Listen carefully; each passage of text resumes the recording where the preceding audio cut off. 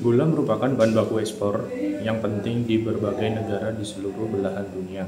Tebu atau Saccharomyces cinarum merupakan bahan baku produksi gula tanah air. Pemanenannya biasanya dilakukan pada bulan Mei hingga September pada musim kering. Karena pada musim kering, tebu berada dalam kondisi optimum dengan tingkat rendemen yang tinggi, rata-rata 11%. Umur penambangan yaitu 12 hingga 16 bulan. Ada beberapa sistem tembangan. Yang pertama yaitu adalah tebu ikat secara manual dan tembang dan pemuatan.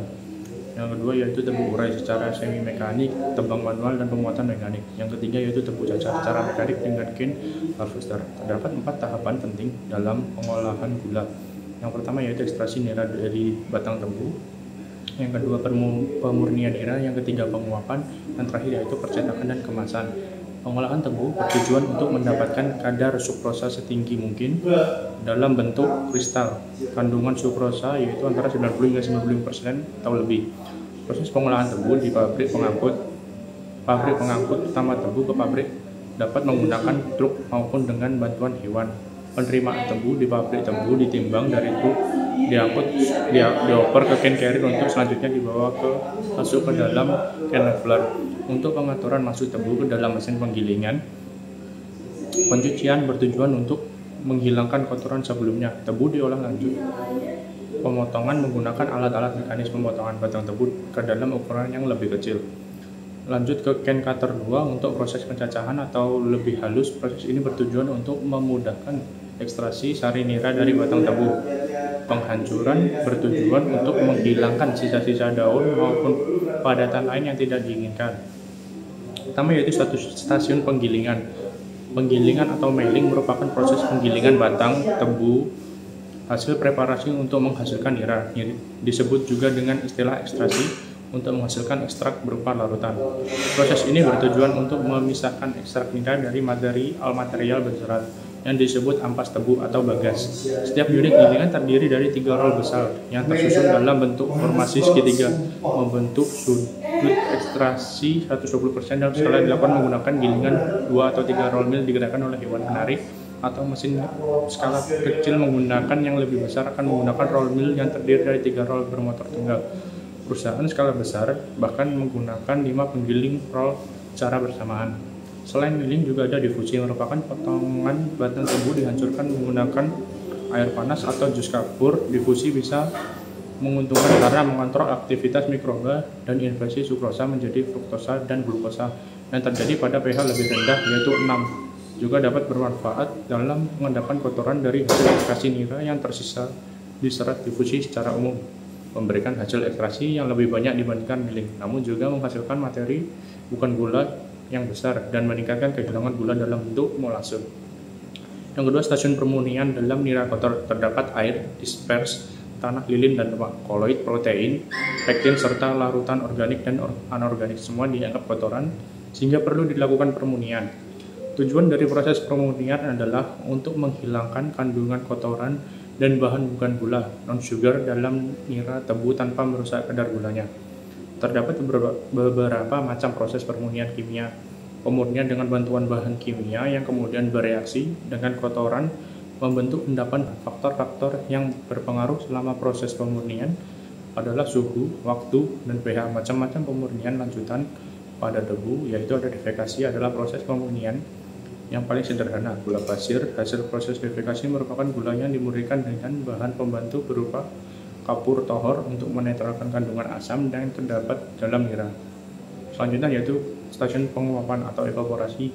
Proses penguapan bertujuan untuk mengurangi kadar air pada nira encer sebanyak 88% agar diperoleh nira kekentalan 60 hingga 70% brick yang mendekati kondisi larutan jenuh. Penguapan nira dilakukan dalam keadaan vakum pada kisaran suhu 65 hingga 110 Celcius. Dengan 4 kali penguapan. Tujuan penguapan vakum adalah untuk menghindari kerusakan sukrosa akibat suhu tinggi, menghemat penggunaan uap bahan bakar, menurunkan titik didih nira sehingga tidak terbentuk karamel. Artinya kehilangan gula dapat diminimalisir. Proses evaporasi dilakukan secara bertahap 4 kali yaitu dengan suhu dan tekanan yang berbeda setiap tahap. Selanjutnya stasiun kemasakan atau kristalisasi. Stasiun pemasakan bertujuan untuk membentuk kristal gula dari nira kental kadar air 35 hingga 40%. Nira kental pada kondisi jenuh membentuk kristal dengan sistem vakum Proses pengkristalan dilakukan secara bertahap untuk mengurangi kemungkinan kehilangan gula dalam waktu sesingkat mungkin. Nira dimasak di dalam bejana vakum dan dicampur dengan bibit gula untuk menumbuhkan kristal gula dari sukrosa yang terkandung di nira kental. Pembersihan bibit gula dilakukan untuk mempercepat proses kristalisasi dan memperbanyak kristal gula yang dihasilkan. Proses kristalisasi dibagi dalam beberapa tingkat, yaitu sistem masak 4 tingkat masakan A, B, C, D, kemudian sistem masak ketiga yaitu tingkat masakan A, B, D atau A, C, D. Yang terakhir sistem masak 2 tingkat yaitu masak A dan D. Masakan A disebut juga dengan masakan produk sebagai masakan penentu jumlah gula yang diproduksi. Produk yang dihasilkan berupa gula A dan sirup. Masakan B merupakan masakan antara buffer dibuat untuk menekan gula yang hilang atau terikut dalam tetes produk yang dihasilkan berupa gula B. Selanjutnya digunakan sebagai gula produksi masakan produk. Masakan C juga termasuk ke dalam masakan antara buffer dibuat sebagai bibit masakan A untuk memperbaiki kualitas dari produk masakan A. Jika masakan A telah memenuhi kualitas, maka masakan C biasanya tidak dibuat. Masakan D dibuat sebagai pengendali proses, artinya masakan D dapat secara langsung menekan kehilangan gula dan pada tetes. Jika masakan C tidak dibuat, produk dihasilkan dari masakan D berupa gula D2 digunakan sebagai bibit inti kristal untuk masakan A dan B. Jika masakan C dibuat, maka gula D2 digunakan sebagai bibit inti kristal pada masakan C.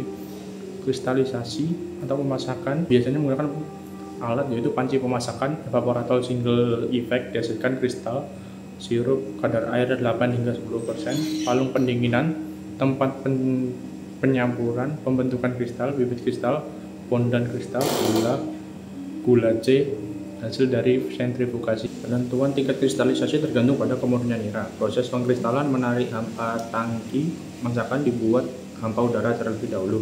Saluran penghubung dengan tangki penguapan dibuka perlahan-lahan sampai terbuka penuh hingga mencapai tekanan maksimum.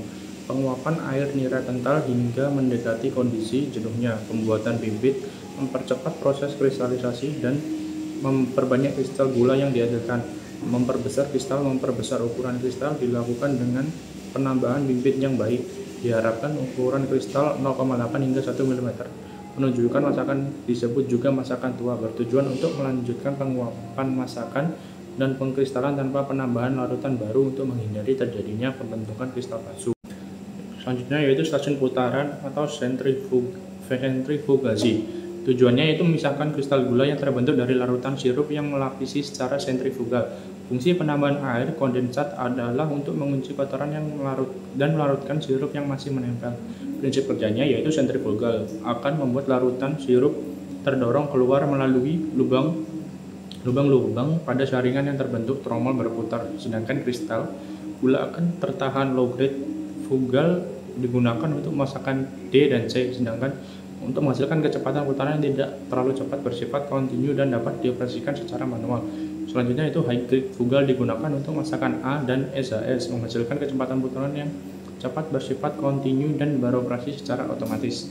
Pemisahan kristal pada masakan D dari palung pendingin dibawa telang ulir ke rapid cooler di mana terjadi 2 tahapan kristalisasi. Pendinginan menggunakan media air 18 derajat Celcius hingga suhu masakan 40-42 derajat Celcius. Tujuan pendinginan adalah untuk memperbanyak pembentukan kristal gula sehingga masakan lebih kental. Pemanasan sehingga suhu masakan 52 hingga 55 derajat Celcius menggunakan media air panas suhu 70 derajat Celcius. Viskositas masakan turun encer. Pemisahan kristal pada masakan C. Sirup C digunakan sebagai bahan masakan gula D. Gula C digunakan sebagai bibit inti kristal pada masakan A. Pemisahan kristal pada masakan A. Sirup A digunakan sebagai bahan masakan gula D dan C. Clear SHS digunakan sebagai bahan masakan gula A. Yang selanjutnya yaitu stasiun penyelesaian. Tujuan untuk mengeringkan gula yang dihasilkan di stasiun putaran dan menyeleksi ukuran kristal gula sesuai standar yang ditetapkan. Kristal gula yang dihasilkan di stasiun putaran masih mempunyai kelembapan yang tinggi, maka perlu dilakukan pengeringan untuk mencegah penurunan mutu akibat mikroorganisme dan memperpanjang umur simpan gula. Setelah melewati proses pengeringan, produk gula SAS 1A memiliki kadar air 0,1%. Setelah dikeringkan, terjadi penyeleksian gula, didapatkan gula dengan ukuran standar 0,9 hingga 1,1 mm.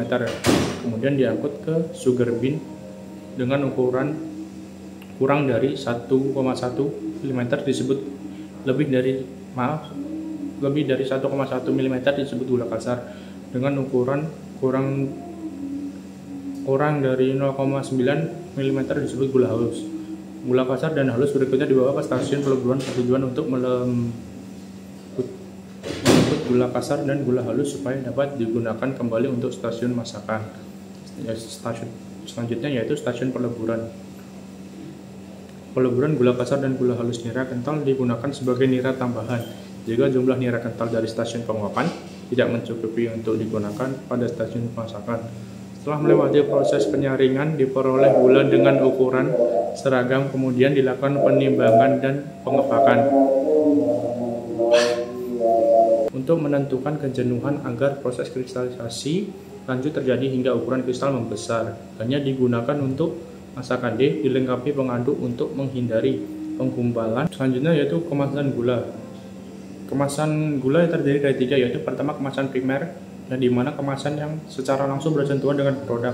Kemudian kemasan sekunder. Kemasan sekunder berfungsi untuk memberikan perlindungan tambahan dari kemasan primer. Yang terakhir yaitu kemasan tersier, yaitu biasanya menggabungkan antara kemasan primer dan sekunder. Biasanya kemasan tersier terbuat dari kardus kayu, cardboard maupun kardus biasa. Sekian penjelasan dari saya mengenai proses awal hingga akhir pembuatan gula. Kurang lebihnya mohon maaf. Wassalamualaikum warahmatullahi wabarakatuh.